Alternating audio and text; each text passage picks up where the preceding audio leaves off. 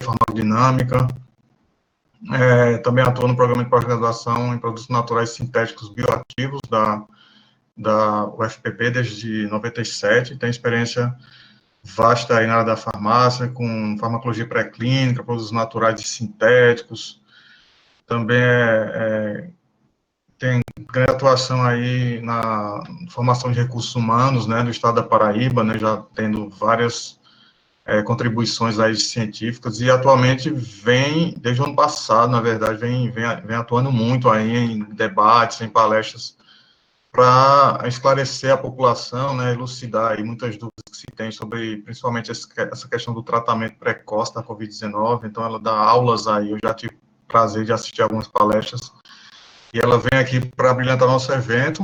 Então, professora doutora Bagnólia Araújo Costa, seja bem-vinda, muito obrigado pela presença. A gente sabe, assim como as outras colegas aí, tem muitas atividades, né, e não tem tanta disponibilidade. A professora Bagnólia, inclusive, estava numa reunião agora de organização de um grande evento da farmacologia nacional, então só agradeço a disponibilidade por estar aqui. Muito obrigado e fique à vontade.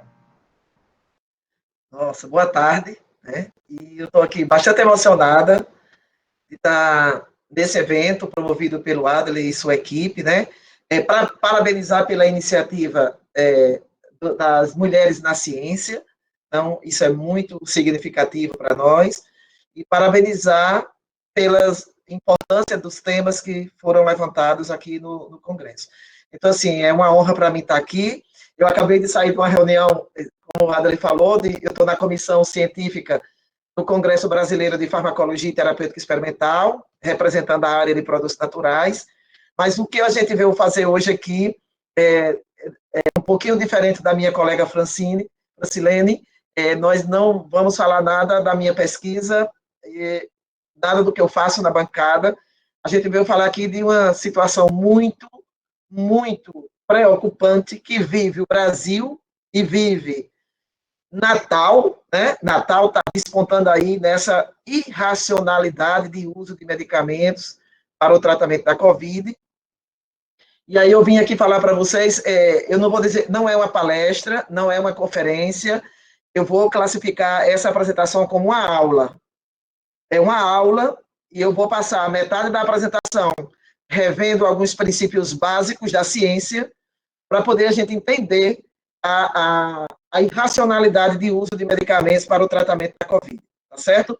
Caso não dê para eu chegar até o final dos meus slides, que esse é um mal que eu tenho, se eu chegar até a metade, que é essa base que eu quero passar, já está bom, mas eu gostaria que no final a gente tivesse algumas perguntas para tirar algumas dúvidas, tivesse um debate para a gente discutir, assim, vocês falando é mais importante do que eu falando, porque o tema é muito preocupante, tá?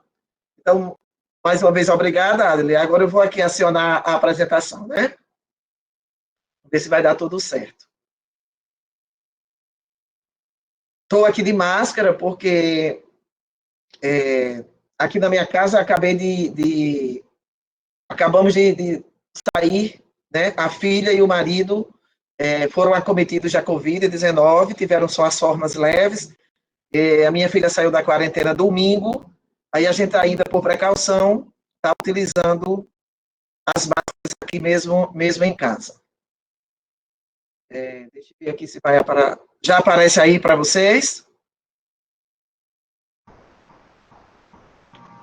Está abrindo agora, professor. Certo. Já, tudo ok. Já está tudo ok, né? Então, discutindo com o professor Adler, a gente chegou desse tema, uso irracional de medicamentos para a Covid-19. E aí a gente vai passar, né, por uns princípios básicos de entender essa irracionalidade, porque o Brasil enfrenta não só o vírus, mas o Brasil enfrenta vários problemas.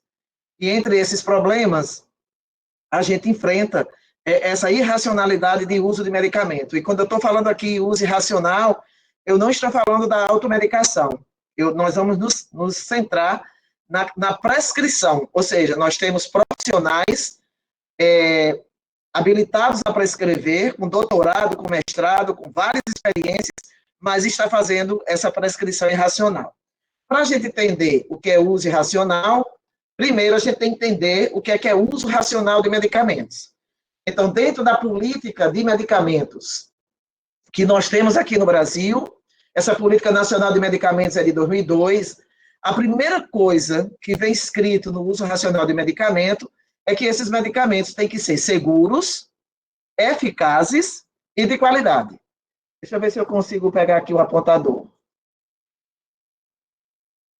Pronto. Eles têm que ser seguros, eficazes e de qualidade. Então, preste atenção nas duas primeiras palavras. Não basta ter eficácia, é preciso ter segurança de uso daquele medicamento. E não basta ter seguro, eu preciso que esse medicamento seja eficaz. E somado aos dois, passa a palavra qualidade. Qualidade aqui qualidade aqui é um conceito amplo, que não é a qualidade do produto acabado, mas é qualidade em toda a cadeia de processo de produção de medicamentos. Né? Eu não assisti a palestra da Fran, mas eu sei que ela falou aí na parte de tecnologia, e nós vamos falar um pouquinho de nada aqui, também como ciência básica e aplicada. É preciso ter uma prescrição ou receita apropriada, lembrando que no Brasil nós temos três profissionais de saúde que prescrevem. Prescreve de maneira irrestrita qualquer tipo de medicamento, que é o profissional médico. Aí nós temos o dentista, que prescreve medicamentos exclusivos para os problemas relacionados à odontologia. Nós temos o médico veterinário, que prescreve para os animais irracionais, e os farmacêuticos passaram a fazer uma prescrição de medicamentos não tajados, de medicamentos que não possuem taja vermelha nem preta. O que é uma prescrição apropriada? Uma prescrição apropriada, uma das partes dela é a posologia correta. E aí, por posologia, muitos profissionais que estão na frente de atendimento aí de pacientes, não só na COVID, mas de maneira geral, pensam que posologia é apenas a dose. Posologia é uma parte da farmacologia, é uma ciência que estuda o estabelecimento da dose, dos intervalos definidos entre as doses, ou seja, da frequência de administração daquele medicamento e da duração do tratamento. Isso aqui é uma coisa que está esquecida aqui no uso de medicamentos para o tratamento da COVID. Você alterar a duração de tratamento de medicamentos que já estavam na praça e que foram tentados ser reposicionados para a COVID e não passaram nos testes, ajuste de doses, por exemplo, nós temos medicamentos que não foram passados pelos testes clínicos como deve, como a ivermectina, por exemplo, e nós temos vários tipos de posologia feita pelos médicos no tratamento da COVID, posologia essa que não tem respaldo científico nenhum, e nós temos vários tipos de alteração de posologia desse medicamento aí chamado ivermectina. E o uso racional de medicamento passa pela disponibilidade oportuna a preços acessíveis à população. Então, se a gente está diante de uma pandemia, nós temos que ter tratamento acessível à população, tanto na disponibilidade do produto em si, de ter aquele produto, quanto que ele possa ser oferecido à população a preços acessíveis. E a gente só tem uso racional de medicamentos se, e somente se, a gente tiver uma dispensação em condições adequadas. Então, essa dispensação é ato farmacêutico. E nessa pandemia, nós também estamos tendo umas dispensações irracionais. O farmacêutico esqueceu, nessa pandemia, que cabe a ele analisar essa prescrição, e se essa prescrição não estiver dentro dos preceitos científicos, éticos e legais, ele não é obrigado a dispensar. E isso não está acontecendo. Nós temos os nossos colegas farmacêuticos dispensando qualquer prescrição que chega, né? Não vamos discutir aqui agora o motivo, vamos deixar para o debate. O que é que já foi investigado para o tratamento da Covid-19 no sentido de terapêutica medicamentosa? Já foram testadas várias coisas, né? Tem aqui o cenário, vitamina C, vitamina D, enoxaparina, ditaxosanida, oseltamivir, ivermectina, isso tudo já foi investigado. O problema é alguns aqui foram investigados de maneira técnica e ética e legal corretas, e outros não passaram por esses preceitos éticos e técnicos de investigação clínica de um medicamento. Tá? Então, o que é que a gente vai ver aqui? Eu vou trazer para vocês aqui algumas provocações para o debate. Eu gostaria que a gente tivesse algum debate no final.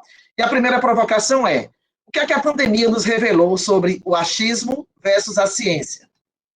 Por que os profissionais de saúde insistem em prescrever medicamentos sem eficácia comprovada? A universidade está falhando na formação desses profissionais, no tocante à saúde baseada em evidências? A quarta provocação: ou a gente vive o ápice de uma crise em que a ética em saúde cede lugar para os interesses das indústrias farmacêuticas? Né? Por exemplo, por que a farmacêutica que produz a ivermectina levou 1 ano para dizer que ela não é eficaz? Interessava quem passar 1 ano em silêncio, sem dizer nada, né? Demos azar por essa pandemia chegar justamente quando o mundo enfrenta o negacionismo da ciência e das vacinas. Sim, gente, é o mundo. Isso não é uma questão do Brasil e nem é uma questão de determinados seguidores de determinadas pessoas. Existe isso internacionalmente. Ou essa pandemia revelou algo impactante? Nós, pesquisadores e cientistas, precisamos aprender a falar de ciência para o povo na linguagem que o povo entenda.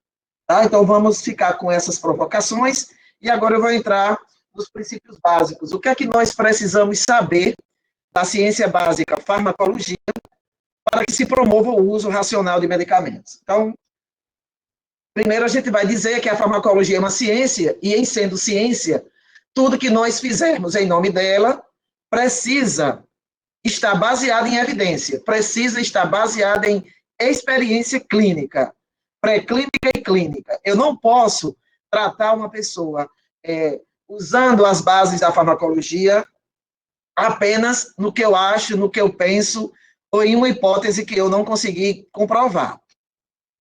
Ela é uma ciência ampla, mas ela se divide em 2 grandes partes.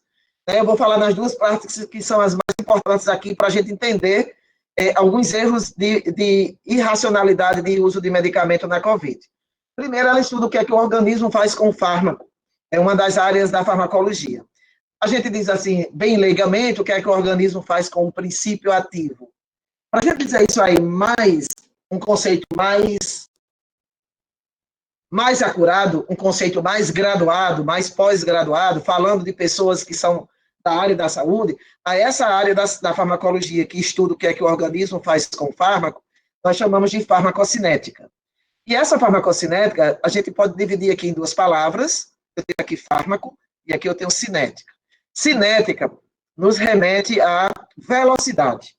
Então, é importante para uma pessoa que vai tratar um paciente com medicamento, é importante para esse profissional ele entender qual é a velocidade com que esse fármaco transita dentro do organismo, com que velocidade ele é absorvido, com que velocidade ele é distribuído, com que velocidade ele é biotransformado e em que velocidade o organismo vai eliminar aquele produto, aquele fármaco.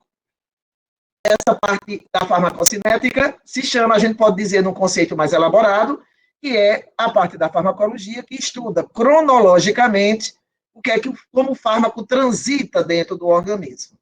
E é a falta dessa ciência aqui, a falta desse conhecimento básico, que está fazendo muita gente errar na prescrição de medicamentos para a COVID. Existe uma outra área da farmacologia, que é um trocadilho com a farmacocinética, que é a área que estuda o que é que o fármaco faz no organismo. Então, eu troquei aqui o sujeito da oração aqui é um e o sujeito da oração aqui é outro. O que o fármaco faz no organismo, a gente traduz como farmacodinâmica. E farmacodinâmica é a parte da farmacologia que estuda a ação, né? O mecanismo de ação, o mecanismo molecular de ação, como aquele fármaco produz um efeito no organismo. Acontece que essas 2 sub-áreas da farmacologia, elas se correlacionam. Existe uma correlação entre farmacocinética e farmacodinâmica, que a gente chama de correlação, trazendo do inglês PK-PD, E essa correlação farmacocinética-farmacodinâmica é uma das explicações para as quais um desses medicamentos que nós vamos falar aqui hoje, eles não têm eficácia para a COVID-19. O fármaco, quando ele passa por esse processo de cinética, ele vai atingir uma concentração dentro do organismo, e é uma concentração que vai chegar num estado de equilíbrio. E isso vai depender das cinéticas de absorção, distribuição, metabolismo e excreção. E o que vai sobrar, a concentração de fármaco que sobra dos processos de distribuição, de biotransformação, metabolismo ou de excreção, é a quantidade de fármaco que vai ficar livre para interagir com um receptor farmacológico, e aí a farmacodinâmica, ou seja, o mecanismo de ação, e, consequentemente, o efeito daquele medicamento só aparece depois que esse fármaco interage com o receptor. O que é importante a gente lembrar, já que para a COVID-19 está se tentando reposicionar vários medicamentos. Quando você vai lá na bula do medicamento e que você lê os parâmetros de farmacocinética dele, né, por exemplo, a meia-vida de 3 horas, é eliminado pelos rins, é biotransformado pelo fígado, se distribui pelas proteínas plasmáticas. Quando você lê isso ali, isso lá na bula, que são todos parâmetros de tempo, isso só vale se o organismo do nosso paciente estiver com todas as funcionalidades dos sistemas envolvidos nesses 4 processos. E que sistemas são esses? Eu preciso do sistema cardiovascular funcionando plenamente, porque é ele que vai, é o sangue que vai levar o fármaco para distribuir para todo o organismo. Eu preciso entender qual é o índice de massa corporal desse paciente, eu preciso saber qual é o grau de nutrição desse paciente. Por quê? Porque 90% de todos os fármacos vai se distribuir pelas proteínas plasmáticas e boa parte deles vão ter uma avidez, vão ter uma afinidade pelo tecido adiposo.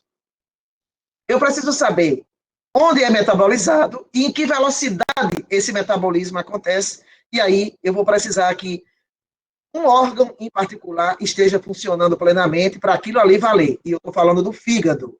Só que metabolismo não acontece só no fígado, ele acontece no sangue, alguma parte acontece no próprio intestino, e alguns fármacos são metabolizados no pulmão. Então, em cada órgão desse, se ele não tiver dentro da fisiologia normal, aqueles parâmetros que a gente lê lá na bula, de tempo de meia-vida, de tempo de eliminação, aquilo ali muda tudo. E essa mudança, por exemplo, se o tempo for alongado, a concentração desse fármaco aumenta. E toda vez que a concentração desse fármaco aumentar, eu vou ter risco de toxicidade para o meu paciente. E se por acaso esse tempo for diminuído pela doença que esse paciente tenha, eu vou ter o contrário aqui.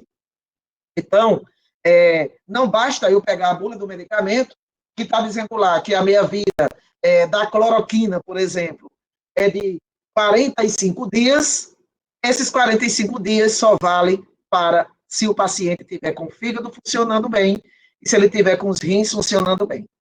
Na hora que eu faço esse medicamento para um paciente que está com COVID-19, esses parâmetros farmacocinéticos já são outros. E é essa farmacocinética que determina posologia. Então, por definição de fármaco, né, eu estou falando aqui, eu acho que a maioria é da área da farmácia, o fármaco, eu preciso dar esse conceito porque tem muita gente pegando artigo científico cujos testes foram feitos para o SARS-CoV-2 com a substância química pura, com o fármaco, e está fazendo a transição desse estudo feito in vitro, com o fármaco isolado, está transpondo para medicamento, está transpondo para o organismo vivo, né? Então, o fármaco é uma substância química, portanto, é uma molécula, e que quando eu administro ao organismo, ele vai interagir com componentes moleculares específicos. Esses componentes são os receptores, que em geral são proteínas, e essa interação leva a uma formação de uma quantidade adequada, uma concentração adequada de fármaco receptor ligado, um complexo fármaco receptor ligado. Isso vai levar a alterações bioquímicas e fisiológicas dentro do corpo, isso eu chamo de ação, e após acontecer essas alterações bioquímicas fisiológicas, é que vai acontecer o efeito terapêutico, o efeito biológico. Preste atenção a essa equação que eu só coloquei letras, não coloquei números, mas preste atenção aqui que eu tenho um colchete aqui e eu tenho um colchete aqui. Na nossa área, esses colchetes significam concentração. Então, o que eu já estou dizendo para vocês é que se eu ponho esse colchete aqui, eu estou dizendo para vocês que para cada medicamento que está na prateleira da farmácia, existe uma dose adequada para produzir essa concentração efetiva mínima para poder interagir com o receptor, formar uma determinada concentração de complexo fármaco-receptor, para depois acontecer essas duas coisas. Preste atenção para essas duas palavras, que muita gente boa acha que elas são sinônimas. Mas ação e efeito não tem nada a ver um com o outro. A ação são as reações bioquímicas, as alterações moleculares, as reações químicas que o fármaco vai fazer dentro do organismo para que apareça, como consequência dessas reações, o efeito. Então, quando eu digo, se eu perguntar para vocês qual é o efeito do captopril, vocês vão me dizer em uma palavra, o efeito é antihipertensivo. Se eu perguntar para vocês qual é o efeito do propranolol, continua sendo antihipertensivo. Se eu perguntar qual é o efeito do nifedipino, é antihipertensivo. Agora, se eu perguntar qual é a ação do captopril, do propranolol e do nifedipino para poder baixar a pressão, cada um vai baixar a pressão por um mecanismo bioquímico, molecular, por uma alteração fisiológica diferente. Portanto, decorar o efeito de um medicamento não significa que você tem domínio domínio do conteúdo para você sair fazendo atendimento clínico, fazendo prescrição por aí. Pouquíssimos profissionais prescritores conhecem o mecanismo de ação dos medicamentos. A grande maioria conhece só o efeito. Então, o fármaco é o princípio ativo, falando numa linguagem mais leiga, contido nos medicamentos. E aqui eu estou dando alguns exemplos de fármaco, todos que estão em vermelho, eles estão entrando aí no tratamento, nas prescrições da COVID, para o tratamento da COVID-19, e a gente vai falar de alguns deles aqui com mais detalhe. Quando eu coloco essas palavras soltas, eu estou diante de um fármaco. E aí, eu ainda não tenho medicamento. Para que eu tenha medicamento, é preciso que eu transforme esse fármaco em uma forma farmacêutica de apresentação. E aí as coisas mudam, né? Por que a necessidade do farmacêutico transformar o fármaco em medicamento? Existe pelo menos umas 14 explicações por que nós, farmacêuticos, precisamos transformar fármaco em medicamento. Mas existem duas explicações muito importantes. Uma, eu preciso transformar essa substância química aqui, que são cristais na forma de agulha, eu preciso transformá-la em uma forma farmacêutica que seja adequada a uma das vias de administração do nosso corpo. Esse é um dos motivos. O outro motivo é, eu tenho que garantir uma posologia adequada.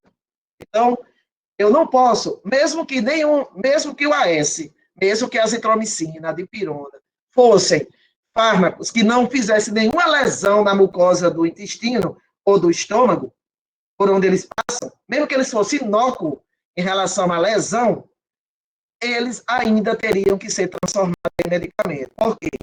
Porque a maioria dos fármacos fazem efeito em quantidades muito pequenas.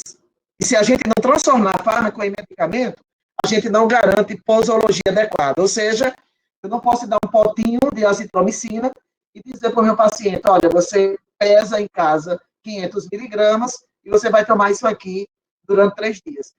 Se a gente não transformar fármaco em medicamento, a gente não consegue garantir posologia. Mas tem várias outras explicações, o pessoal da tecnologia está aí, né? É para aumentar a estabilidade, é para garantir biodisponibilidade, é para garantir que esse fármaco não seja destruído por onde ele está passando na administração que a gente fez. Tem várias coisas. O que eu quero dizer para vocês é, parece uma coisa muito óbvia que eu estou dizendo, mas nós temos médicos prescrevendo ivermectina baseado em um estudo da ivermectina como fármaco E aí está pegando o resultado desse estudo, a ivermectina como fármaco, uma célula de macaco, está colocando o SARS-CoV-2 lá e a ivermectina lá. Aí a ivermectina, como fármaco, foi capaz de inibir 98% a replicação do SARS-CoV-2. Aí, alguns infectologistas estão dando entrevista aí em Natal, né, o prefeito da cidade, uma doutora Roberta que tem aí, está dizendo por aí que isso que aconteceu em vidro acontece também em vidro. Acontece que quando eu em comprimido, aí as coisas mudam muito, né? Por quê? Porque o medicamento vai ser um produto farmacêutico tecnicamente elaborado, contendo um ou mais fármacos, associado a outras substâncias com finalidade, outra coisa que na pandemia as pessoas não estão entendendo. Até o renomado médico Drauzio Varela não entendeu isso aqui. O conceito de tratamento é sinônimo de terapêutica. Então, eu posso tratar um paciente de maneira profilática, de maneira curativa, de maneira paliativa, ou eu posso tratar um paciente com medicamento apenas para como auxílio de diagnóstico. Então, o profilático, quando eu tenho um medicamento profilático, significa que o fármaco que está contido nele é capaz de prevenir, de evitar que o paciente adoeça daquela doença. Né?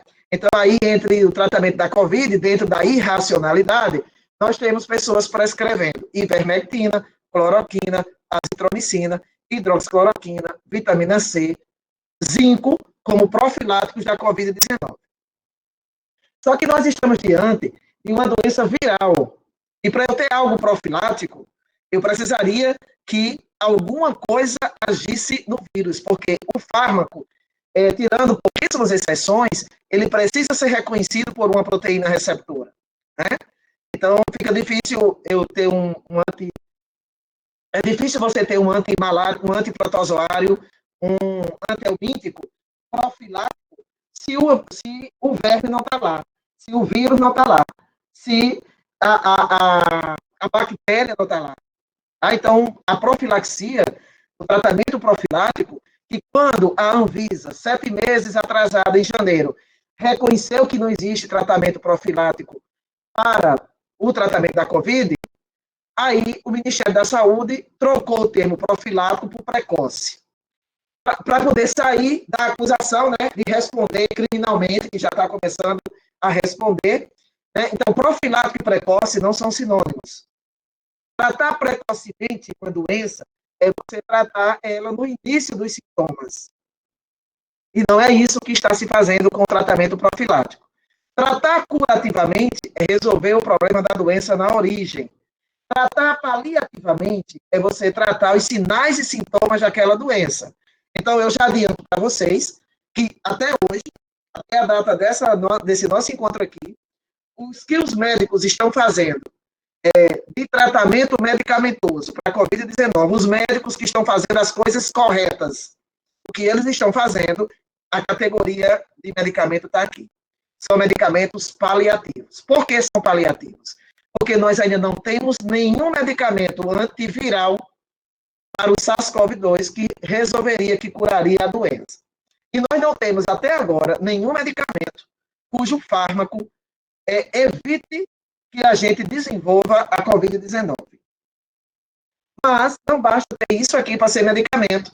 Só é medicamento se tiver eficácia, segurança e qualidade comprovados cientificamente junto ao órgão federal competente. Então, qualquer coisa não é medicamento. Mesmo que eu posso ter um preparado com a forma medicamentosa que tem eficácia, mas eu tenho que provar que ele é seguro. E essa segurança tem a ver com os dados de toxicologia pré-clínica e clínica. Nessa segurança, eu preciso responder qual é a maior dose que é suportada pelo paciente sem ele apresentar efeitos tóxicos. Nessa segurança, eu tenho que responder qual é a dose que mata 50% dos animais de laboratório. Nessa segurança, eu tenho que responder por quanto tempo eu posso tomar este medicamento e ele não me apresentar nenhum problema de efeito tóxico. Então, falando aqui de uma maneira mais resumida, aquele conceito é o conceito técnico que está lá na Anvisa. Medicamento é uma forma farmacêutica de apresentação de fármaco. Então, eu só tenho medicamento quando eu associo essa segunda palavra à palavra do fármaco que está aqui, que no caso aqui eu tenho com nomes de medicamentos genéricos. E, a depender dessa forma farmacêutica, depende toda a posologia, a depender da forma farmacêutica, altera a farmacocinética, e a depender da forma farmacêutica, eu posso escolher, eu posso ter ou não eficácia para determinada doença. Então, em geral, os medicamentos que agem sistemicamente, que agem de ação geral, e os medicamentos para a COVID-19 são todos medicamentos de ação geral, eles obedecem a essa sequência aqui de equação. Eu preciso que o fármaco contido nele chegue de forma livre ao sangue, esse fármaco tem que interagir com o receptor, esse fármaco tem que ter uma ação e tem que ter um efeito. E aí, essa máxima de Paracelso ainda está valendo. A gente está no século XXI, mas no século XVI, Paracelso disse que todas as substâncias são veneno, não existe nenhuma que não seja. E a dose correta diferencia um remédio de um veneno.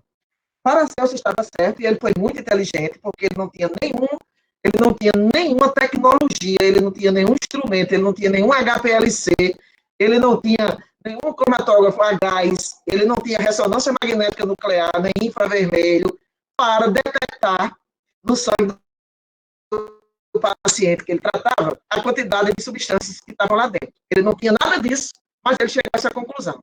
E ele não chegou a essa conclusão à toa. Ele chegou a essa conclusão pela observação dos casos de morte que ele tinha na mão dele quando ele exagerava na dose.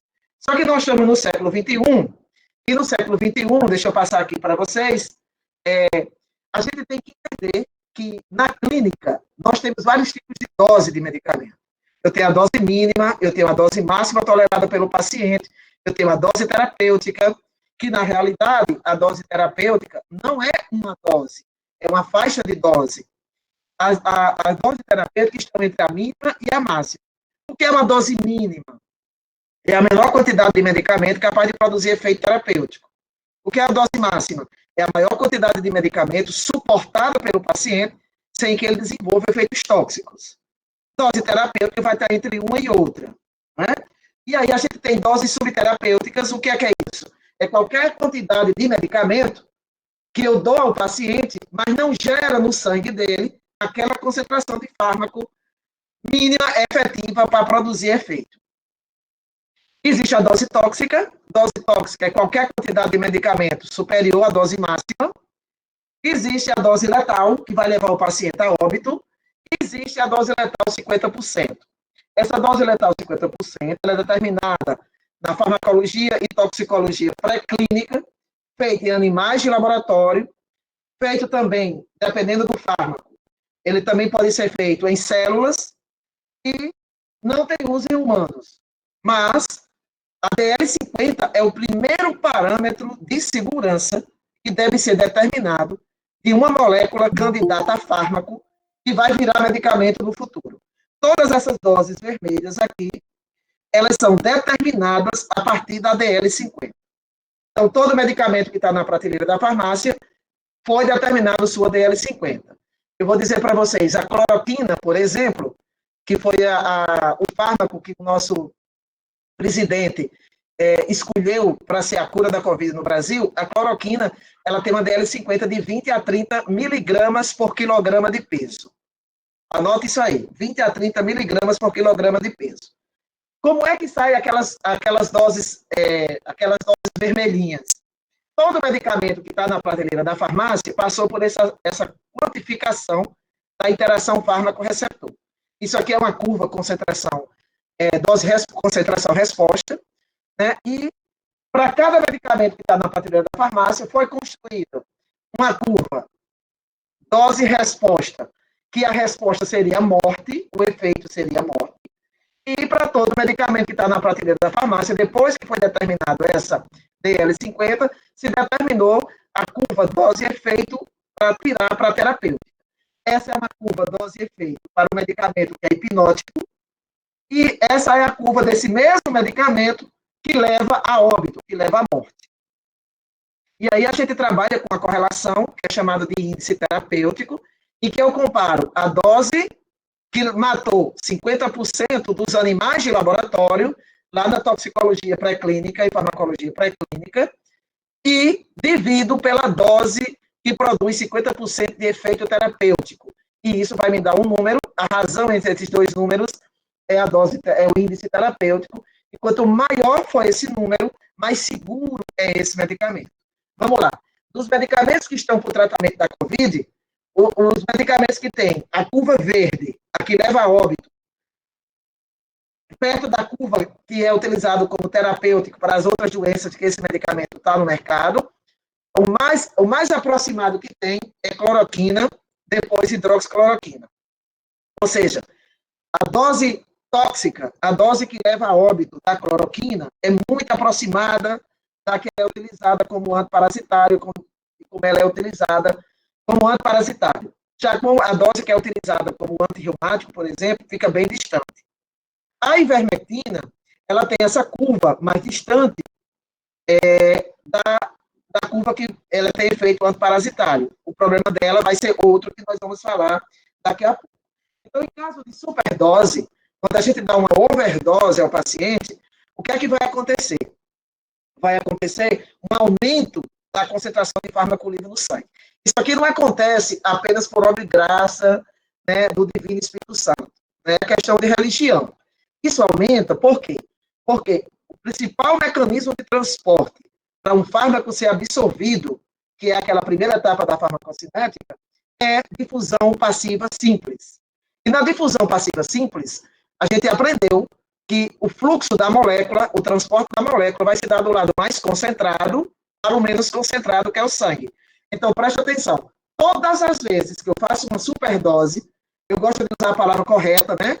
Lá na bula vem a palavra errada que está lá é superdosagem. Dose e dosagem são coisas diferentes, isso é um erro que se comete em vários livros, vários profissionais, né?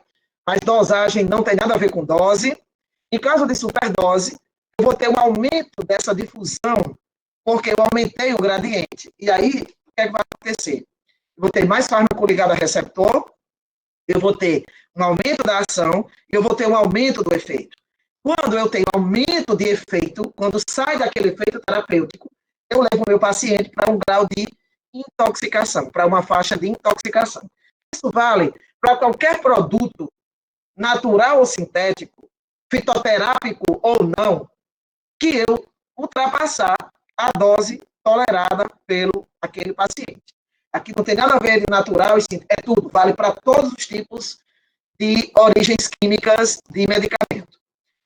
Se eu fizer o contrário, se eu proporcionar ao meu paciente uma dose menor, o que, é que vai acontecer? Eu diminuo o gradiente de concentração, diminui a difusão passiva, e aí, para o sangue, e aí eu vou ter o contrário. Isso é bom? Isso não é bom. Eu vou ter paciente submedicado.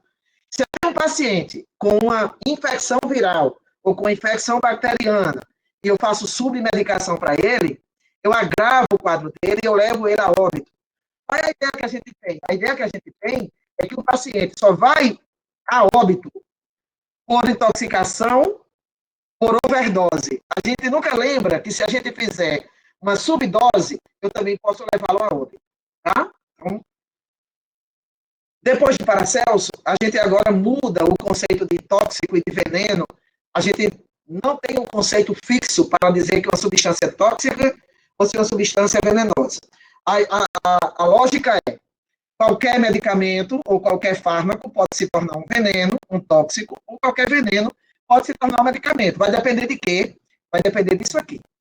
Vai depender das condições de exposição e vai depender das maneiras de utilização desse produto. Então, hoje, no século XXI, quando um paciente vai no médico e ele escolhe a farmacoterapia para tratá-lo, esse paciente pode se restabelecer ou ele ir para uma plaquinha.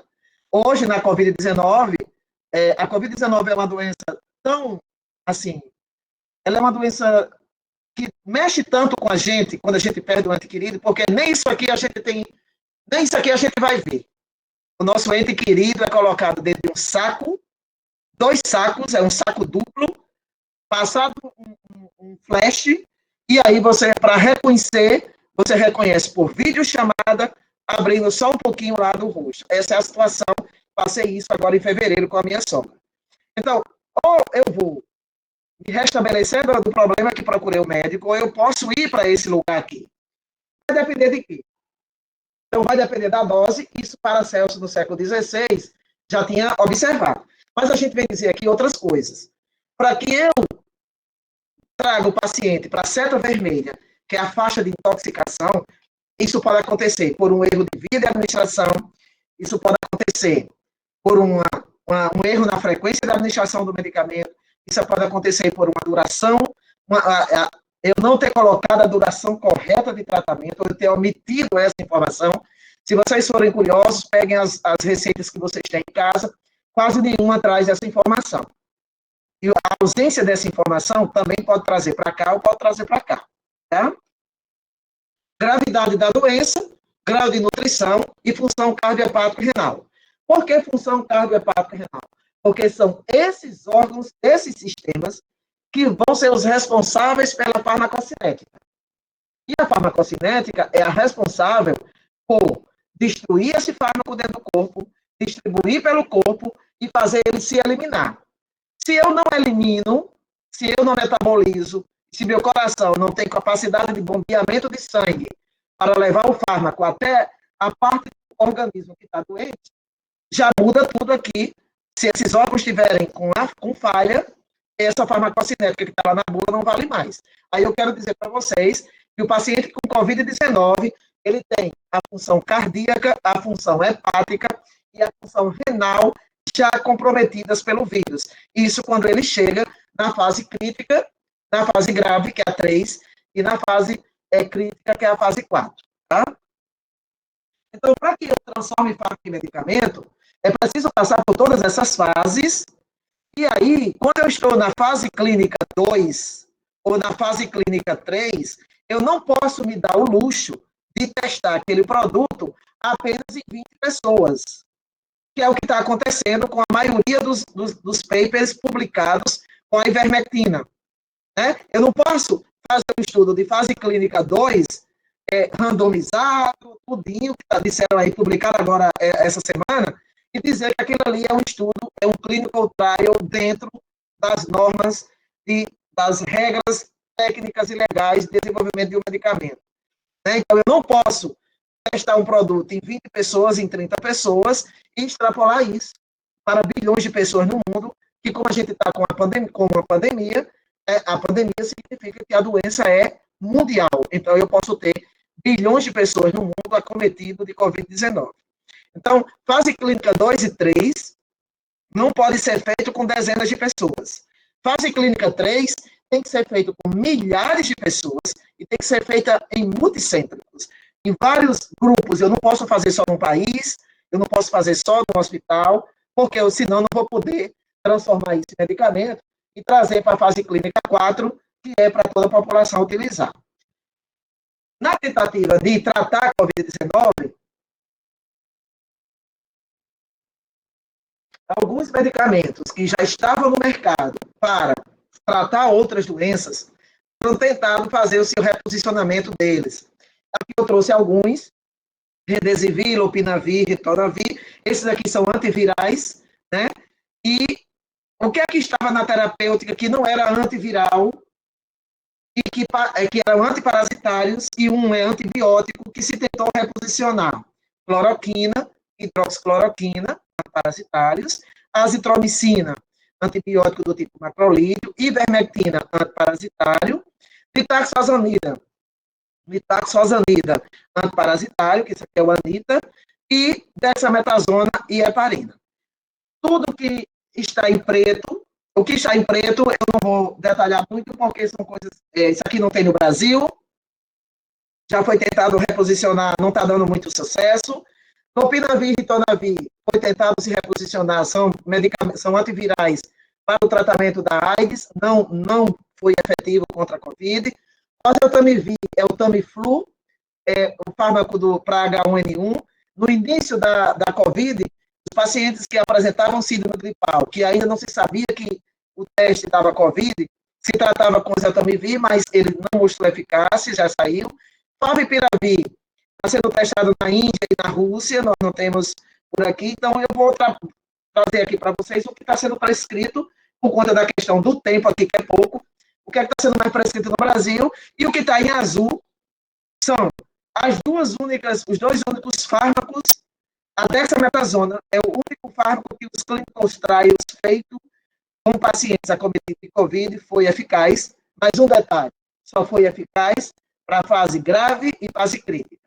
E a heparina é outro medicamento também que foi eficaz nas fases 3 e 4, que é grave e crítica. Esses dois medicamentos jamais podem ser prescritos como preventivo da Covid-19. Todos os que estão em vermelho foram testados e deram negativo a sua eficácia. Tá? Então, uma coisa importante para a gente entender de o que é que, por exemplo, quando a gente tem um presidente de uma nação, que ele vai para a população e diz se a cloroquina, se ela não fizer bem, se ela não fizer bem para a Covid, ela não vai fazer mal porque ela é um placebo, aí a gente vai ter que discutir esse conceito de placebo, né? Não existe possibilidade de um placebo causar dano tóxico a um paciente. Mas todo fármaco, que por definição tem atividade fisiológica, tem atividade biológica, ele vai ter uma meia-vida, e a depender dessa meia-vida, esse efeito dele é mais ou menos duradouro dentro do nosso corpo. A meia-vida é o tempo que o organismo leva para reduzir a metade aquela concentração plasmática de fármaco que chegou no sangue. Ela é importante para a gente interpretar efeitos terapêuticos ou tóxicos, e ela é importante para a duração do efeito farmacológico. E ela é importante para determinar regime posológico adequado. Eu duvido que os infectologistas que estão prescrevendo cloroquina, hidroxicloroquina e ivermectina conheçam o que está aqui em vermelho e conheçam a meia-vida dos fármacos que eles estão prescrevendo. Um dos fármacos que é utilizado para o tratamento dos sintomas iniciais de febre na Covid, porque ela é uma doença viral que vai dar febre, paracetamol. Paracetamol tem uma meia-vida de 95 a 170 minutos. Ou seja, quando você toma paracetamol e ele atinge a concentração máxima lá no sangue, em 95 a 170 minutos, ele vai cair para a metade. Após 4 a 6 meias-vidas, ele vai desaparecer do seu corpo, certo? Agora, olha a cloroquina. A cloroquina, olha a aspartate, vitamina C. Ela tem 16 dias de vida, de meia-vida. Ou seja, eu multiplico isso aqui por 6, e só depois disso é que os níveis de ácido ascórbico vão cair no meu sangue para metade. Moral da história, nenhum de nós precisa ir à farmácia comprar ácido ascórbico para nada, a não ser que a gente esteja com hipovitaminose C, tá? Anotem aí. Olha a meia-vida da cloroquina, 41 dias. Olha a meia-vida da hidroxicloroquina, 45 dias. Olha a meia-vida da ivermectina, olha a diferença, por isso que ela é mais segura em relação também à cloroquina e hidroxicloroquina, 46 horas. Quando você faz as contas aqui das 6 meias-vidas, que a gente faz o cálculo na farmacocinética para saber quanto tempo o organismo leva para se livrar desses fármacos, isso aqui vai dar algo em torno de 8 meses. Mas preste atenção, serão 8 meses se o fígado do paciente estiver em ordem e se os rins estiverem em ordem. Se esse paciente teve Covid e ele agravou, porque utilizou esse medicamento como profilático sem ser, o fígado desse paciente, os rins desse paciente que teve Covid grave, não vão ficar funcionando plenamente. Então, significa que aquele paciente que foi tratado com cloroquina e hidroxicloroquina vai levar muito mais de 8 meses para o organismo se livrar totalmente desses dois fármacos. Aqui está a prova, né, como é que se faz essas contas. Então, isso vale para qualquer medicamento. Aqui tem concentração do fármaco no sangue e aqui tem o tempo de meia-vida. A cada meia-vida, o que chegou no máximo vem para a metade, e aí vem, e assim vai, de modo que, entre 4 a 6 meias-vidas, qualquer paciente que está fazendo tratamento de múltiplas doses de um medicamento, após 4 a 6 meias-vidas, é o tempo que essa concentração não oscila, ela fica constante. Então, quanto maior é a meia-vida, mais difícil, mais tempo leva para eu ficar com essa concentração constante de fármaco. Quanto maior é a meia-vida, mais tempo leva para essa concentração que está constante cair em 6 meia-vidas e vir para zero, certo? Então, não é verdade que quando a gente faz o tratamento de um medicamento, quando a gente faz o primeiro xixi, já foi embora o medicamento. Não, ele vai ficar no seu corpo durante 6 meias-vidas, tá? O que é que a gente sabe da fisiopatologia da Covid-19 após esses 365 dias? Eu não sou imunologista, não sou infectologista, vou passar mais rápido aqui, mas o que eu quero dizer é que para que eu entenda o tratamento de uma doença, é preciso que eu entenda a fisiopatologia dela. O que é que mudou após 365 dias? Ou melhor, o que é que mudou? Qual foi a primeira coisa que mudou após 6 meses de Covid-19 no mundo? A primeira coisa que mudou foi: não se trata de uma síndrome respiratória aguda grave somente.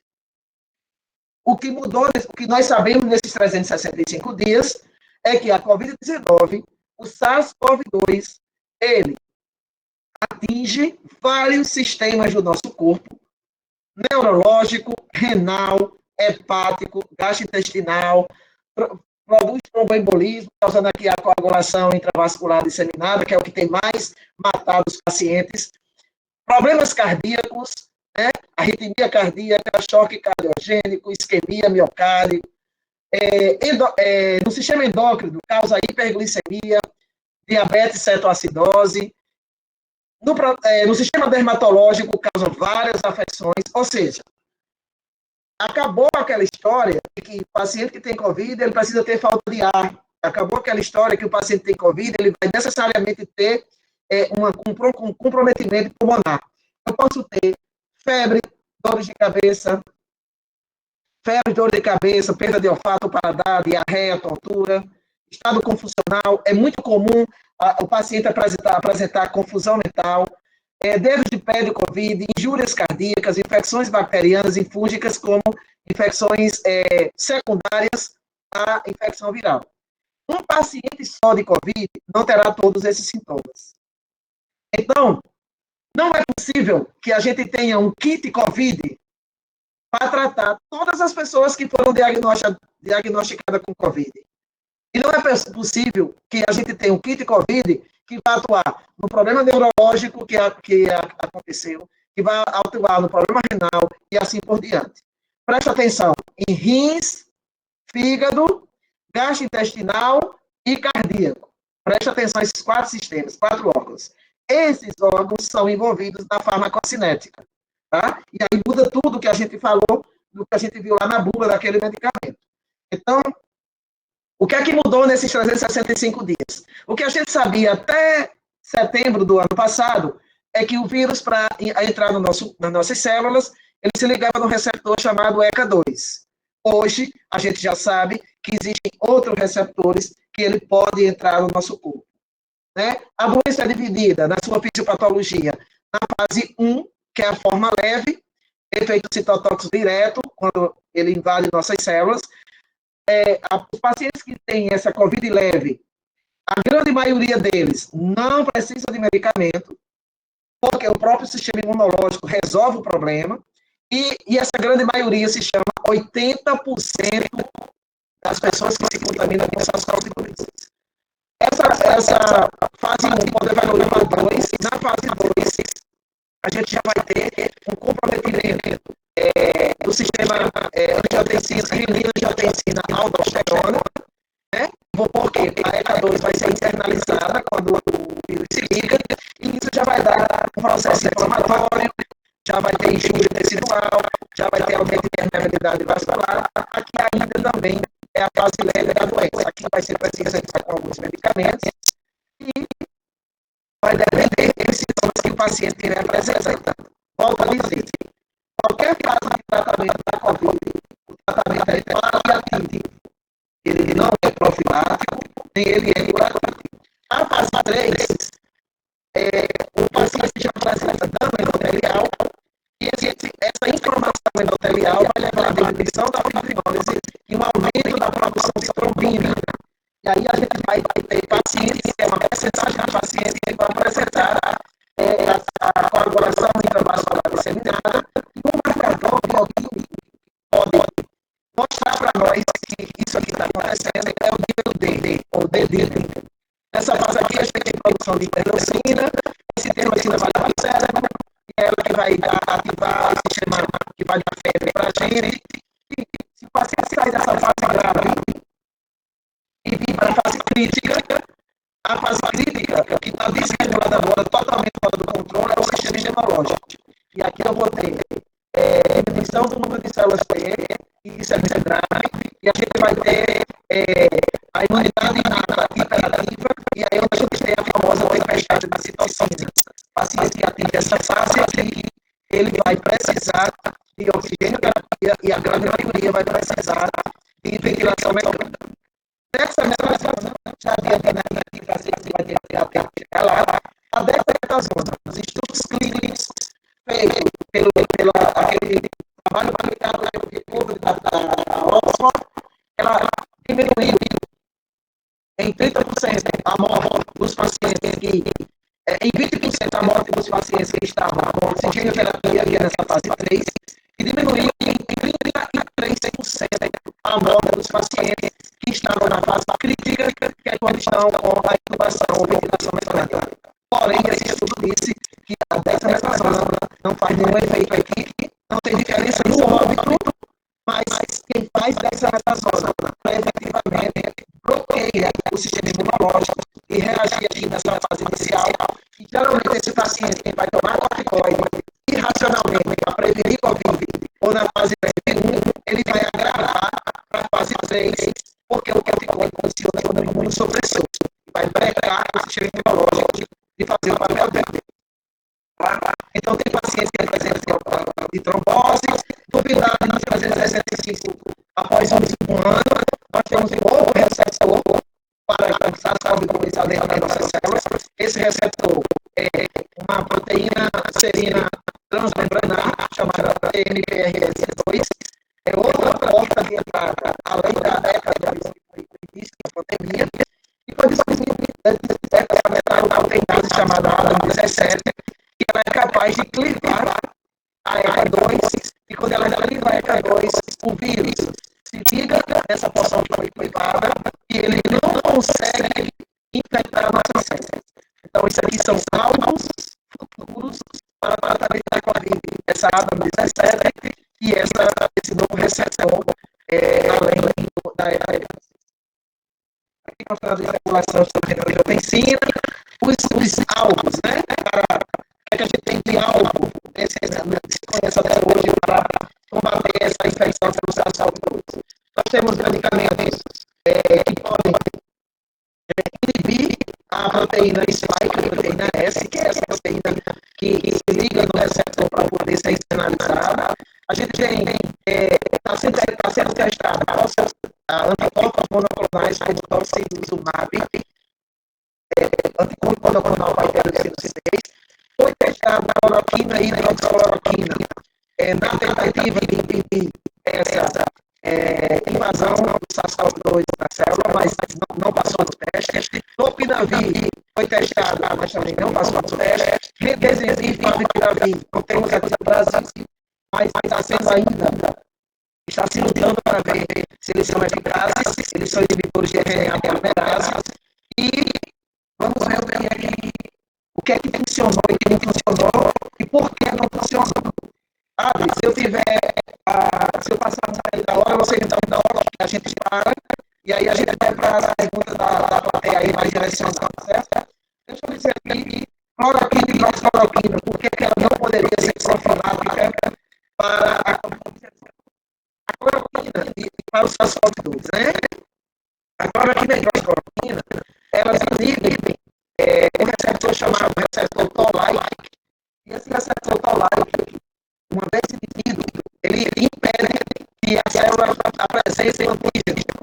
E aí, se a célula é impedida de apresentar o antígeno, as células B não produzem anticorpos para combater. Então, assim, foi um medicamento que o presidente dos Estados Unidos e o presidente do Brasil disseram que era cura para a Covid, mas do ponto de vista imunológico, a cloroquina é totalmente contra e a hidroxicloroquina, porque elas funcionam como imunomoduladores. E eu não posso ter uma substância que vai imunossuprimir o sistema imunológico, porque senão o vírus não será reconhecido,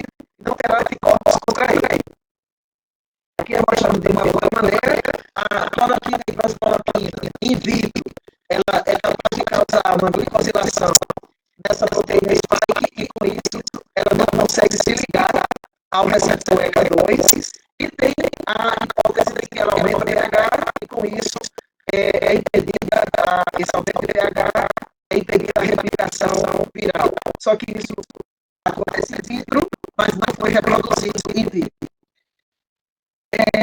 Qual é o grande problema do uso irracional da cloroquina e hidroxicloroquina? Efeitos cardiotóxicos graves do tipo arritmia cardíaca. Ela é capaz, cloroquina e hidroxicloroquina, a cloroquina mais do que a hidroxicloroquina, presta atenção. A cloroquina é 3 vezes mais tóxica do que a hidroxicloroquina, mas foi ela que o presidente do Brasil escolheu para ser o carro-chefe do tratamento da Covid no Brasil. E ainda continua sendo prescrita. Ela causa um alongamento do intervalo QT, e esse prolongamento do intervalo QT, isso dá um tipo de arritmia chamada de síndrome do QT longo, e essa arritmia pode ser fatal. Se vocês lembrarem, o vírus causa no coração também arritmia. O vírus, quando chega na parede do coração, ele inflama o coração. E a cloroquina e hidroxicloroquina não encontra isso. O paciente já está com o coração com endocardite, o paciente já está com o coração com arritmia, e eu estou medicando ele com medicamento que dá mais arritmia. Então, a gente não tem nem ideia de quantos pacientes foram perdidos pela aceleração da sua morte pelo uso da cloroquina e hidroxicloroquina. O que é essas substâncias causam? Também, retinopatia. É o efeito colateral mais grave que a gente pode pensar, né? Porque isso aqui é irreversível.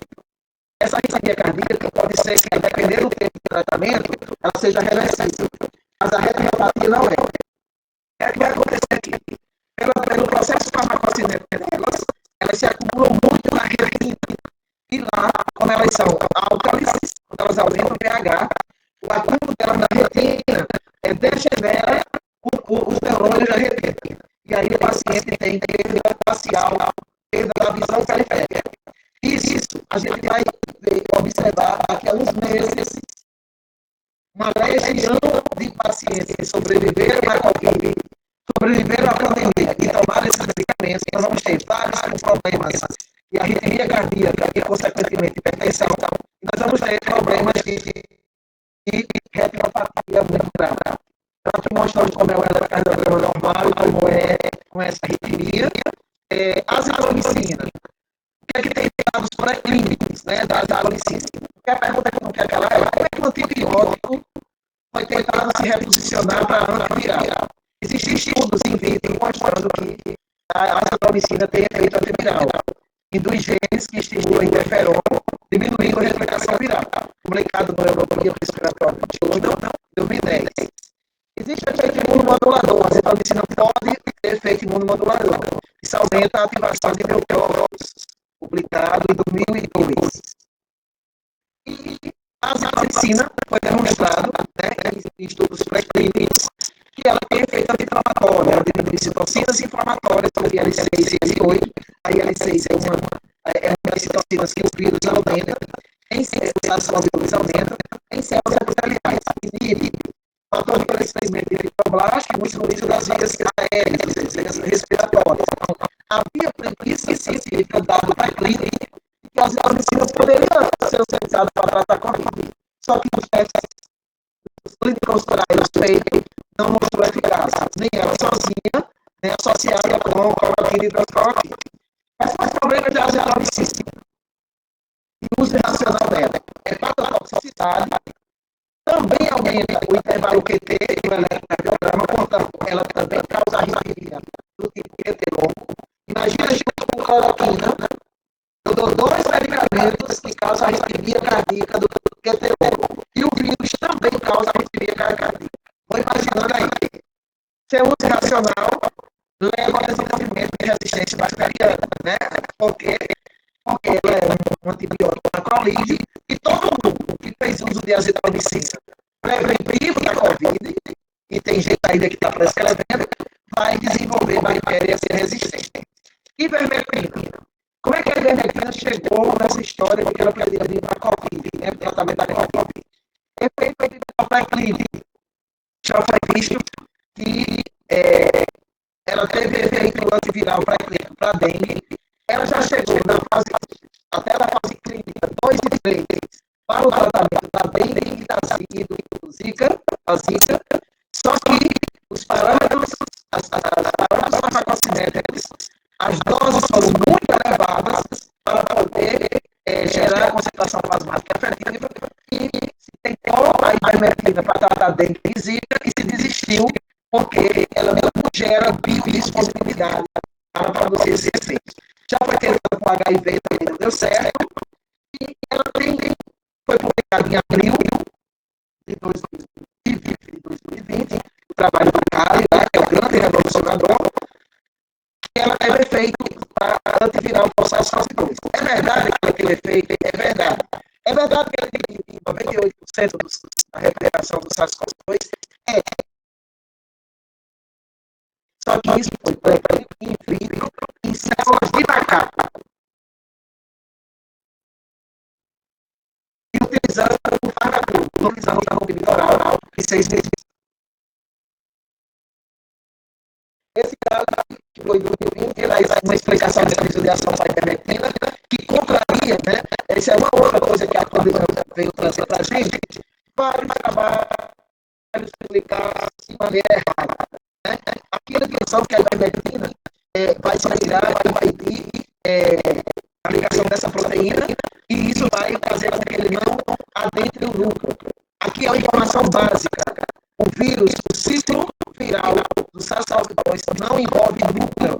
Todo o ciclo viral do SARS-CoV-2 acontece no citoplasma. Portanto, esse mecanismo que aí os defensores da ivermectina defendem que ela é profilática, não é possível. Aqui é uma aula básica de microbiologia, de conhecer a fisiologia do vírus. Ele não vai para o núcleo.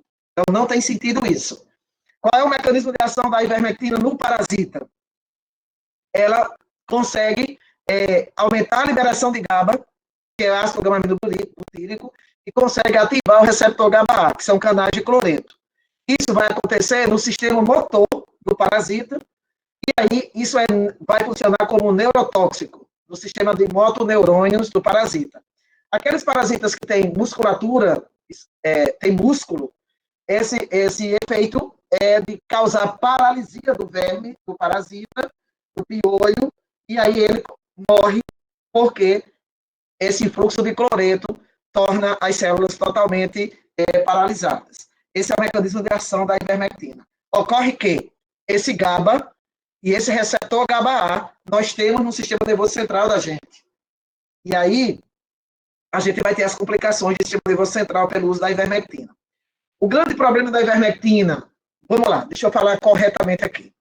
O que eu estou dizendo para vocês é que a ivermectina, comprimido oral de 6 miligramas, né, já que eu estou falando aqui para um grupo de tecnologia farmacêutica, ela não gera concentrações plasmáticas para atingir a concentração mínima de 2 microgramas, de 2 micromolar, que equivale a 1.750 nanogramas por ml, não atinge, quer você utilizando 200 microgramas por quilograma de peso, que é a dose como antiparasitário, uma vez na semana, que é o tratamento de antiparasitário, ela só chega aqui,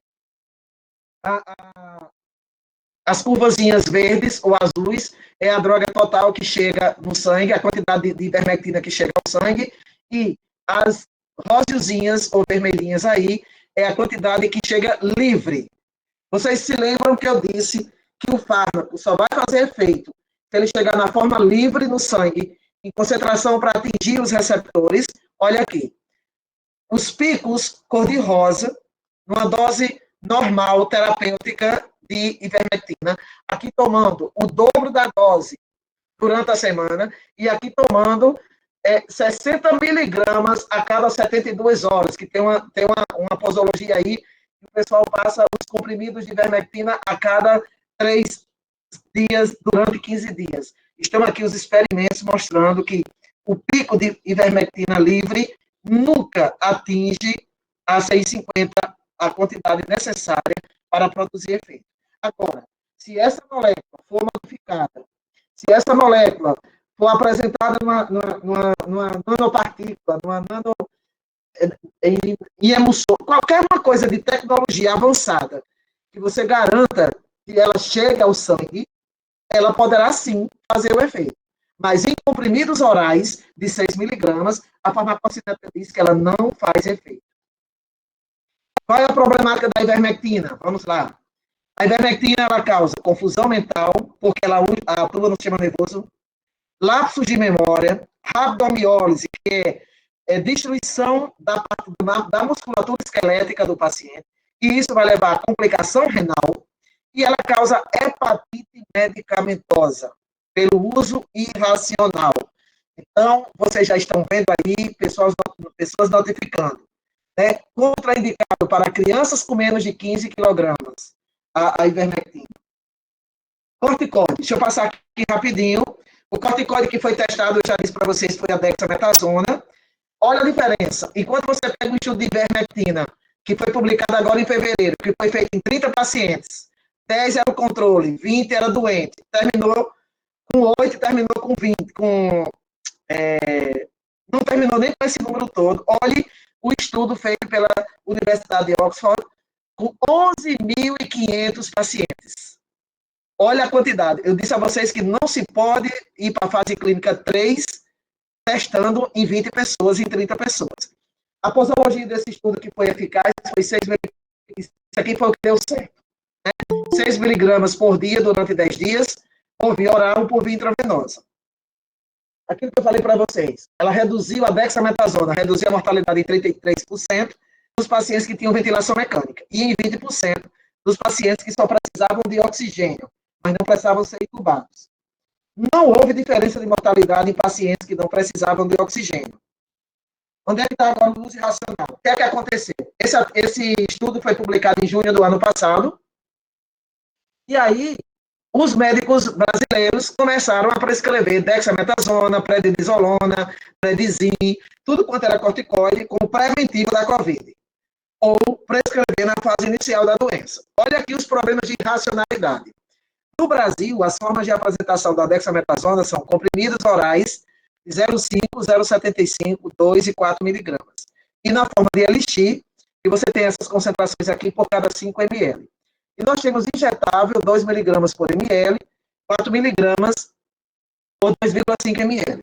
Presta atenção aqui qual é a dose que faz efeito. E a posologia, 6 miligramas, frequência, uma vez ao dia, durante 10 dias. Aí o que é que acontece? A gente não tem essa apresentação aqui e o pessoal está prescrevendo tudo quanto é corticoide, porque o estudo não foi feito com todos os corticoides, foi feito com dexametasona, que é muito barata, medicamento baratíssimo, né? E o que é que estão fazendo? A prescrição como preventiva da Covid-19. Olha, antes da Covid-19, a gente aprendeu que toda vez que eu tiver um paciente com um quadro infeccioso, inflamatório, se eu fizer para um paciente com quadro inflamatório, um corticoide, no início da inflamação, a gente aprendeu que a gente brecava o sistema imunológico. Não mudou, continua brecando. Então, não é para fazer, né, na fase leve nem na fase moderada da doença. Eu vou parar por aqui, Adley, para poder dar tempo o pessoal fazer alguma pergunta, fazer algum comentário, que eu acho que é o mais importante, certo? Só faltou eu falar da heparina, mas eu posso falar nas perguntas e falar nas perspectivas, né, do que é que está para vir. Aí eu posso falar aqui sem projetar mesmo, tá certo? Só para a gente não... Vou parar a apresentação aqui e vou deixar para que a gente abra um pouquinho para a discussão, porque como são muitos medicamentos e muita informação, e também para não ficar muito cansativo para a plateia aí, né? Então, já estou à disposição de vocês para discutir qualquer coisa aí. Professora Bagnólia, muito obrigado aí pela grande aula, né? A gente vai abrir agora espaço, né? Já agradecendo novamente a professora Bagnólia pela brilhante palestra. E a gente já tem perguntas no chat aí. Inclusive, a professora Francilene já começou a interagir, né? E respondeu algumas relacionadas APANs medicinais e tal. Deixa eu subir aqui para ver. Isso, uma das perspectivas de tratamento são as plantas medicinais. Tem vários produtos naturais sendo testados no Brasil e no mundo para o tratamento da Covid. Vários. Temos revisões já de trabalhos, são as perspectivas que nós temos. Ediran perguntou, você acha que a mídia tem contribuído para o aumento dos casos, auxiliando o uso irracional dos medicamentos para combate à Covid-19? Diante desse cenário, como o profissional farmacêutico pode atuar em orientação à sociedade que é levada pela mídia durante o cenário da pandemia? Bom, sendo bem sincera, né, analisando a situação que nós estamos vivendo, eu acho que a mídia, pelo contrário, a mídia está nos ajudando a não fazer uso irracional. O que nós temos mesmo de problema, quem está levando a população a se automedicar e quem está induzindo uma legião de profissionais de saúde a fazer uso de prescrição irracional é o nosso presidente da República. A mídia está nos ajudando. A mídia está trazendo profissionais, cientistas, entrevistando durante todo o tempo, trazendo alerta, né? A mídia não está fazendo nada errado, não. Eu acho que nós estamos com governantes em nível federal, estadual e municipais que estão negando a ciência e, como essas pessoas são líderes, os seus liderados seguem, né? Agora, difícil é você entender como é que um médico, um farmacêutico, um fisioterapeuta, um enfermeiro vai seguir vai seguir uma fala do Donald Trump, vai seguir uma fala do nosso presidente e não vai seguir a ciência. Isso é o que a gente não acha a resposta. A gente não acha a resposta. Por que a gente tem uma legião de profissionais de saúde que estão negando as evidências científicas? Perfeito, professor, concordo 100%. O Jefferson fez uma pergunta que a professora Francilene também deu uma contribuição. Quando a senhora estava falando sobre as medidas de segurança, né, para comprovar a eficácia e segurança de um princípio ativo, ele perguntou se também pode ser aplicadas na fabricação das vacinas. Né, digo isso devido à variedade de vacinas que tem surgido na tentativa de imunizar a população, e isso em um curto espaço de tempo. Sim, as vacinas, assim como os medicamentos, também passam pelos protocolos de garantia de segurança, de eficácia, também passa por fase clínica 1, 2 e 3. A diferença de vacinas, as vacinas estavam um pouquinho mais na frente, né?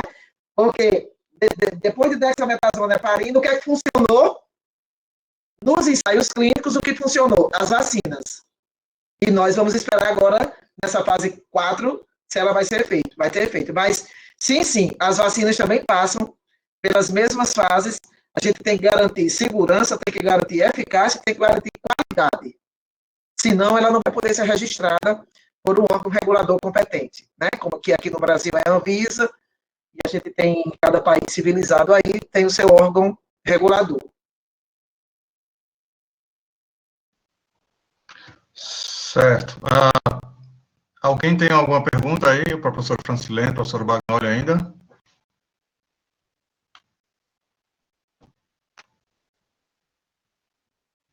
Perguntaram se a gente vai disponibilizar as palestras. Sim, as palestras. Eu vou enviar aqui. Sem problema, eu também disponibilizo. Eu gostaria de chamar a atenção de vocês. Assim, a plateia aqui, a gente tem pessoas da graduação, da pós, não é isso? Isso. Eu queria que vocês prestassem atenção à maneira como eu estruturei a minha fala, para dizer para vocês que as ciências básicas, elas são fundamentais para que a gente, quando chegar na ciência aplicada, a gente não cometa as falhas que estão sendo cometidas agora. Se você tem um dado científico que mostra uma curva de biodisponibilidade e prova matematicamente que um produto não chega ao sangue para fazer efeito, por que é que você continua prescrevendo? Então, o que é que está faltando? Está faltando base de farmacocinética, está faltando base de... Eu falei para vocês, está faltando base de prescrição. Fazer uma prescrição não é algo simplório, não. Uma prescrição, ela não pode ser massificada. Eu não posso pegar... Nós estamos pegando prescrições, meus caros, em que o prescritor, ele está pegando a dose que está lá, ele está riscando e colocando em cima o dobro da dose. Eu tenho essa prescrição na minha mão, com ivermectina. O que é que a gente aprendeu na faculdade com relação a dispensar medicamentos mediante uma prescrição? Que a gente tem que analisar a prescrição, e a gente aprendeu que não mudou a lei, que uma prescrição não pode ser, não pode ter emendas e rasuras. O prescritor não pode chegar com a caneta e mudar lá, em cima riscar. E por que é que nós, farmacêuticos, estamos dispensando essas prescrições? Eu sinto uma falta, assim, de um acolhimento, de uma proteção, para chamar atenção do que é a dispensação de medicamentos. Nessa pandemia, nós, farmacêuticos, perdemos, o cavalo passou selado na nossa frente e nós perdemos, nós não montamos de mostrar para a população, de mostrar para os prescritores que o medicamento só pode ir para a mão do paciente depois que eu autorizar, se ele estiver dentro dos preceitos éticos e científicos e técnicos. E não é isso que a gente vê. Qualquer prescrição que chegar ao médico, que chegar à farmácia, ela está sendo dispensada, qualquer uma. Independente de ter ivermectina 3 vezes a dose, ou de ter cloroquina, ou de ter... Independente. Todas estão saindo. É isso mesmo, professora, assim, eu agradeço imensamente. Acho que você transitou lá do fundamental, né, da nossa formação enquanto profissionais de saúde, e de uma maneira assim tão didática que eu fiquei pensando em muitos momentos quando assisti a sua explanação. Eu disse, nossa, acho que nossos colegas teriam que voltar para a sala de aula, não é possível. E aí eu tenho me questionado sobre isso durante muito tempo, e eu tenho muitos amigos médicos, sabe? E aí eles dizem assim, não, porque a minha experiência, aquela coisa, né? A minha experiência clínica me comprovou o contrário do que a evidência científica. Mas como a sua experiência, você não testou usar e não usar, né? Não, porque eu testei, né? O meu colega, tudo começou lá surge lá no norte, né? Não, porque o meu colega lá no norte, e porque colegas no Sírio-Libanês, né? Começaram, na verdade, eles começaram com isso, quem começou foi eles, né? E aí existe aquela coisa da maçonaria, acho que existe entre a categoria, as pessoas foram testando e simplesmente abriram a mão de tudo. E eu tenho colegas de UTI, inclusive, que eles dizem, eu sigo o protocolo da UTI sabendo que não serve para nada. E ele diz isso. Ele diz, tá lá. É uma coisa surreal. É surreal você escutar essas frases, né? Eu sei que não serve, mas eu vou passar. Né? Como se a gente tivesse perdido uma desesperança em tudo, até em nós mesmos. Né? Eu tive 2 casos de Covid agora, né? Esses aqui em casa. O meu esposo e a minha filha. Os 2 foram manifestações completamente diferentes. O meu esposo teve febre durante os 7 dias, febre alta, dores no corpo, durante os 7 dias, perdeu totalmente o apetite, dor muito forte no globo ocular, no músculo do globo ocular. A minha filha, ela só teve 2 dias de febre pouca, 37,4, e no 3º dia, isso foi no primeiro e no 2º dia, no 3º dia ela não apresentou nada de sintoma, no 4º dia ela perdeu o olfato e paladar. Pronto. Esses foram os 2 quadros de Covid aqui de casa. Os 2, a minha filha só tomou dipirona para a febre no primeiro e no 2º dia. Depois ela ficou os 14 dias de quarentena sem tomar medicamento nenhum. Agora ela ficou isolada 100%, hidratada, eu monitorando, hidratada, alimentação, monitorando o oxímetro, saturação de oxigênio, monitorava 6 vezes ao dia, temperatura, monitorando pressão. E o meu marido tomou somente dipirona, só que ele tomou mais dias do que ela, porque ele tinha dor no corpo e apresentou mais febre. Nenhum precisou de nenhum outro medicamento. Aí eu vou dizer por aí que eu curei a Covid da minha filha e do meu marido com dipirona. Eu vou dizer que eu curei com dipirona? Não, eu não curei a Covid. Eu tratei um sintoma da Covid, que foi a febre e a dor com dipirona, e o sistema imunológico deles deu conta do recado. Porque o que todo mundo esquece é que 80% dos pacientes que se contaminam, eles não desenvolvem a doença. Eles não desenvolvem por quê? Porque o sistema imunológico está funcionando maravilha. 15% vai adoecer, mas na forma leve. Aí ele vai precisar de terapia, de alguma coisa a mais, não vai esperar só pelo sistema imunológico. Mas essa terapia é paliativa, é sintomática, é em cima dos sintomas. Né? Então, assim, nem todo paciente que tem Covid vai ter febre, nem todo paciente que tem Covid vai ter falta de ar. Eu conheço pessoas que tiveram Covid e que tiveram diarreia muito forte. Pois é. Então, quem é que vai adivinhar que o desarranjo intestinal é Covid-19? Quem é que vai ligar? A gente vai ficar pensando que foi a comida, né? Inicialmente e tal.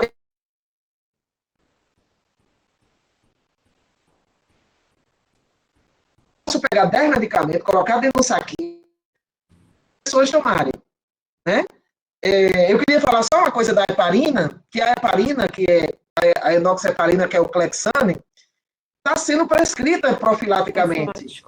Você não pode fazer heparina com o paciente para casa. A heparina já é classificada como um medicamento potencialmente perigoso. Ela é um antihemorrágico muito, um anticoagulante, aliás, um anticoagulante muito potente, e que o limite entre terapêutico e tóxico é bem pequenininho. O que é que acontece?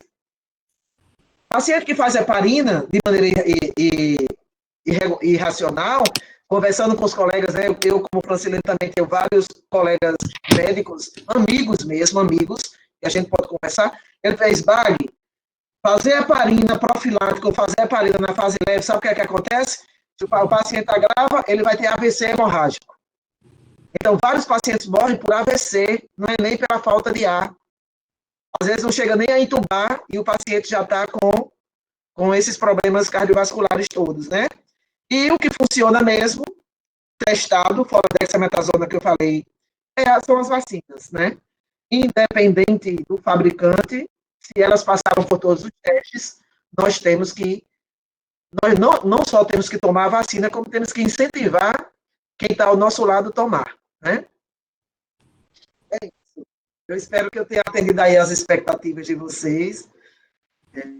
Estou sempre à disposição, né, França, para a gente voltar aqui para discutir outras coisas. Com certeza. E voltar presencialmente, né? E estou extremamente honrada por ter sido lembrada, né, junto com as minhas colegas que apresentaram essa tarde de hoje, para esse mês das mulheres, para Mulheres na Ciência, porque não é fácil. Não é fácil, mas a gente luta todo dia. Faço as minhas as palavras da professora Bagnoli. Prazer, Adri. Obrigada mesmo. Obrigada a todos os fortes que permaneceram. Que permaneceram até aqui, né? Estamos com 57 pessoas na sala. Quando eu entrei, tinha 80. E quando o França estava falando. Mas é isso aí. A gente está aqui, a gente é tudo universidade pública, todo mundo aqui está sendo pago pelos impostos do povo brasileiro. Vamos dividir as experiências, vamos compartilhar, porque não está fácil, né? A gente luta contra várias coisas, a gente não luta só contra o SARS-CoV-2. Então, são várias frentes de batalha, porque nós não temos um plano nacional, né, único para enfrentar essa doença. Bom, então, acho que não tem mais perguntas, né? Se tiver, depois também a gente disponibiliza aí os contatos. Isso, né? Pode mandar.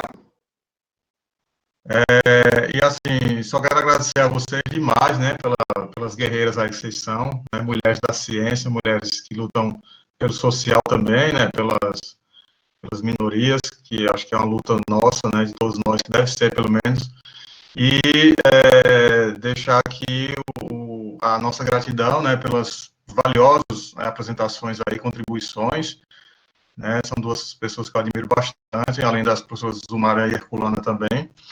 Então, dito isso, né, vou estar encerrando aqui nosso evento, né, que eu considerei um sucesso, né, muitas inscrições e muitas presenças. Acho que Marta abriu o microfone, quer falar alguma coisa? Acho que não, foi por engano. E aí, muito obrigado, né, a vocês, e a gente está, tanto eu quanto nosso grupo Inofarm, a UFRN, a gente está aberto aí a outros encontros com vocês, né, a parcerias que a gente costuma fazer também, E meu agradecimento, né, a vocês por essa tarde tão prazerosa. Muito obrigado. Se as pessoas quiserem falar mais alguma coisa para fechar, fique à vontade também.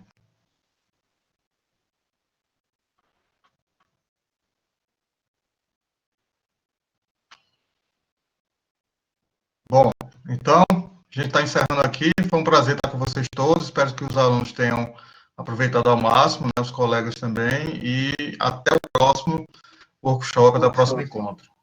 Certo. Sintam-se todos abraçados, né? Continue se cuidando. E uma das coisas que funciona que eu não falei, para não dizer que eu não vou falar, continue usando máscaras, continue mantendo o distanciamento social e continue fazendo as restrições de higienização, que nós vamos vencer essa pandemia, se Deus quiser. Fiquem todos com Deus e sintam-se todos abraçados virtualmente. Abraço a todos, saúde. Saúde, saúde e vacina para todos. Saúde e vacina para todos. E viva o SUS. Parabéns a todos aí com o evento. E viva o SUS. Tchau, E tchau. viva as universidades públicas federais. Viva a ciência, viva as mulheres.